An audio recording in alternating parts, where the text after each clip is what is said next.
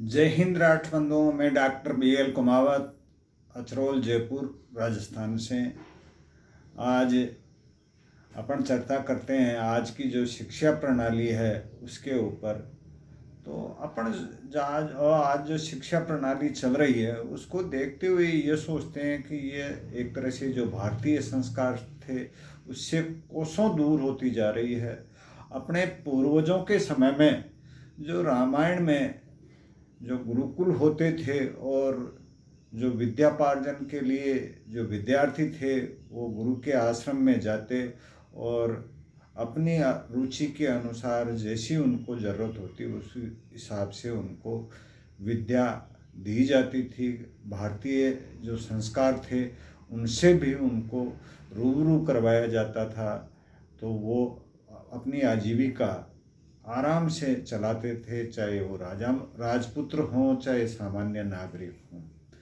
महाभारत काल में दो गुरु पुत्र हुए, एक द्रुपद और एक द्रोण, जो अपने गुरु के आश्रम में विद्या लेने के लिए गए हुए थे। उसी समय जंगल में होते थे वो आश्रम, और वहाँ जब जो द्रुपद थे उनके ऊपर कोई ऐसी प्राणों पर संकट आ गया और वो प्राणों की रक्षा जो उनके गुरु भाई थे द्रोण उन्होंने की, और जब उनके प्राणों की रक्षा हुई तो द्रुपद थे जो राजपुत्र थे, उन्होंने एक वादा किया कि जब भी मैं राजा बनूंगा तो मैं जो भी मेरे राज्य होगा उसका आधा हिस्सा मैं आपको दूंगा। कालांतर में जब द्रुपद राजा बने तो उस वादे से मुकर गए।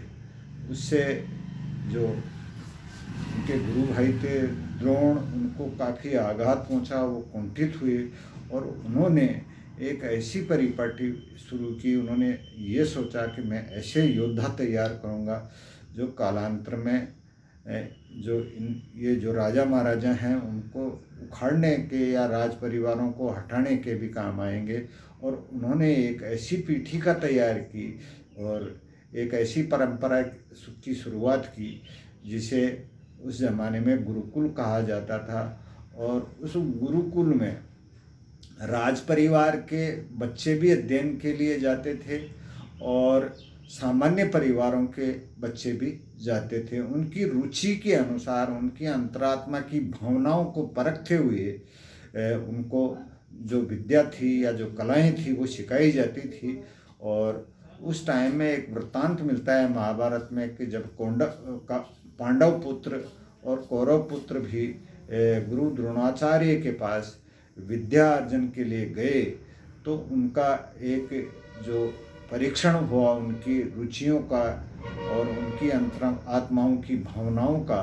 तो कहते हैं एक पेड़ के ऊपर एक मछली को टांग दिया गया, बारी बारी से उनको तीर से उस मछली की आँख को भेदने का जो जिम्मा था या जो परीक्षा का जो टेस्ट था वो दिया गया।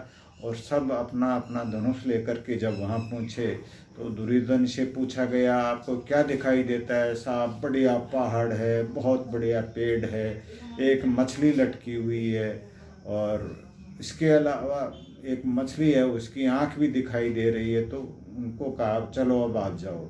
उसके बाद में युधिष्ठिर का नंबर आया तो उन्होंने भी सुंदर पेड़ है, मछली है और साहब अच्छा वातावरण है, ऐसी बातें की। इस तरह से बारी बारी से सभी का नंबर आया।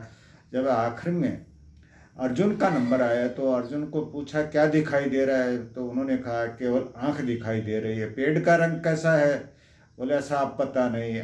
मछली का रंग कैसा है? बोले मुझे कुछ भी पता नहीं, केवल आँख का रंग पता है। तो द्रोणाचार्य ने कहा कि आप एक तरह से आने वाले समय के धनुर्धन बनेंगे।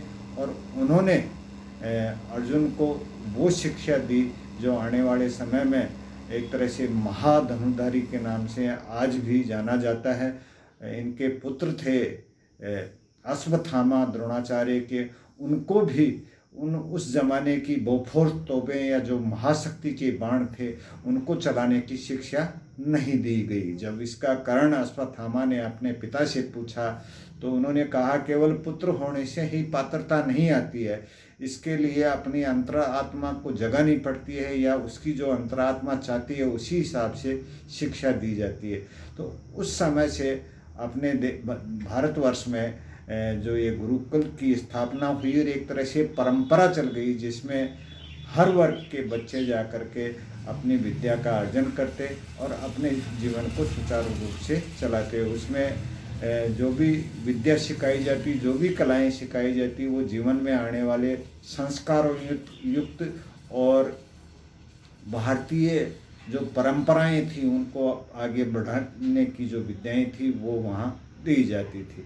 कालांतर में विभिन्न आक्रांताओं का भी आक्रमण हुआ अपने देश पर, मुगलों का और अन्य भी, अंग्रेज भी आए। अंग्रेज़ों के आने पर भी जो लोगों में देशभक्ति की भावना थी, जो भारतीय संस्कार थे और जो अपने देश के लिए या अपनी जन्मभूमि के लिए जो मर मिटने की जो भावना थी, उससे लोगों को वो विचलित नहीं कर पाए। तो जो ब्रिटिश शासन था, तो ब्रिटिश की जो सरकार थी, उन्होंने एक अधिकारी को यहाँ अपने देश में अध्ययन के लिए भेजा कि आप ये देख करके आओ कि जो भारतीय हैं उनमें जो देशभक्ति की भावना है उसको कैसे दूर किया जाए। तो एक कार्ड मैकालवे नामक अधिकारी को वहाँ ब्रिटिश गवर्नमेंट ने भेजा और उसने पूरे भारत देश का भ्रमण किया, लोगों से रूबरू हुआ और वहाँ जा कर के जो ब्रिटिश संसद थी उसमें जा कर के अपना भाषण दिया कि उनमें देशभक्ति की भावना और जो भारतीय संस्कारों की परंपराएं हैं वो इतनी गूढ़ हैं, उनको अपन किसी भी पोजीशन में नहीं तोड़ सकते। वहाँ जो गुरुकुल होते हैं उसी में ये संस्कार और ये विद्याएं और जो देशभक्ति की भावनाएं हैं ये कूट कूट करके भरी जाती हैं। तो वो अंग्रेज़ों ने एक फिर उसके बाद में एक ऐसी शिक्षा प्रणाली यहाँ देश में स्थापित की, गुरुकुलों को बंद करवाया और उस शिक्षा में लोगों में ऐसी कमतरी का भाव भरा कि आप जो ज्ञान के मामले में हमारे से काफ़ी पीछे हैं, हम आपसे बहुत ही बड़े ज्ञानी हैं, इस तरह की भावनाएं लोगों में बढ़ना शुरू किया। ऐसी शिक्षा प्रणाली शुरू की जिसमें केवल आज्ञाकारी नौकर या सेवक तैयार हो सकें। जो ब्रिटिश झंडा था उस झंडे को केवल सलामी देने के लिए उनके सिर उठें, उनका विद्रोह करने के लिए कोई भी ऐसे अपना सिर नहीं उठा पाए। ऐसे वृद्धावलियाँ गाने वाले लोग तैयार किए, विद्रोह की जो कविताएं हैं वो लिखने वाले नहीं हुए। ऐसे इंजीनियर तैयार किए, वैज्ञानिक तैयार नहीं किए, ऐसे लेखक तैयार नहीं हुए जो उस समय की जो जनता की भावनाओं को लिख सकें। तो इस तरह की शिक्षा प्रणाली की शुरुआत अंग्रेज़ों के ज़माने से हुई। जब देश की आज़ादी के लिए लड़ाइयाँ लड़ी गई तो उसमें भी लोगों ने इस शिक्षा से जो ओतप्रोत अपने आप को बहुत ज़्यादा शिक्षा या शिक्षक या ज्ञानी समझते थे, उन लोगों ने ब्रिटिश शासन की गुलामी की एक तरह से, और जो देश के लिए लड़ रहे थे उनको आज भी कोई याद नहीं करता है, उनका कोई नाम निशान नहीं रहा। और जो गुलाम थे वो आगे बढ़ कर के उन अंग्रेज़ों की जो चापलूसी किया करते थे उन्हीं को सर्वेसर्वा बना करके देश की बागडोर उनके हाथों में सौंप करके चले गए।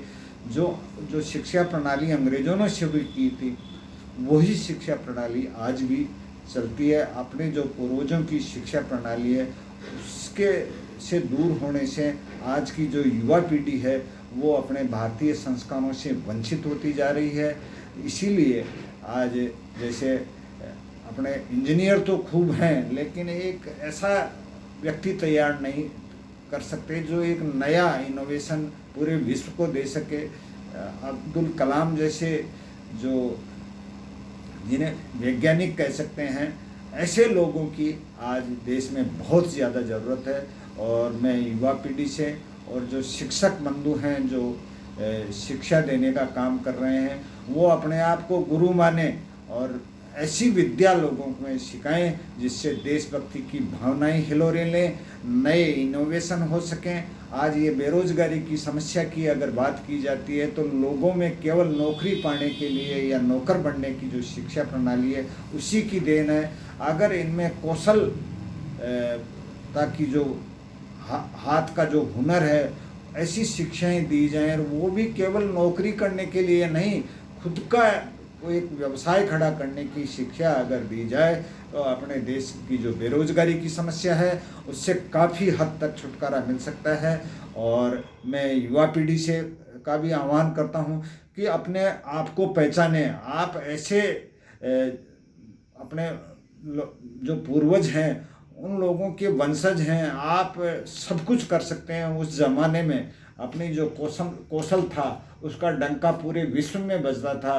तो आज वो दिन दूर नहीं जब अपन आने वाले विश्व में अपना जो कला का परचम है वो फहरा सकते हैं। केवल आपको अपने आप को ठान करके इस शिक्षा प्रणाली को बदलना होगा। जो भी शिक्षक हैं वो अपने आप को गुरु माने, और ये जो विद्यालय हैं जिनको आज शिक्षण संस्थान के नाम से जाना जाता है, तो गुरुकुल की भी जो पहले के जो गुरुकुल थे उसमें जो शिक्षा दी जाती थी केवल उसकी रुचि के अनुसार उसकी रुचि पढ़ी जाती थी कि इस बच्चे की भावनाएं कैसी हैं, वो किस क्षेत्र में जाना चाहता है। उन भावनाओं को पढ़ते हुए उन बच्चों को ऐसी विद्या और ऐसा कौशल सिखाया जाए जो नए भारत का निर्माण हो सके। जय हिंद, जय भारत।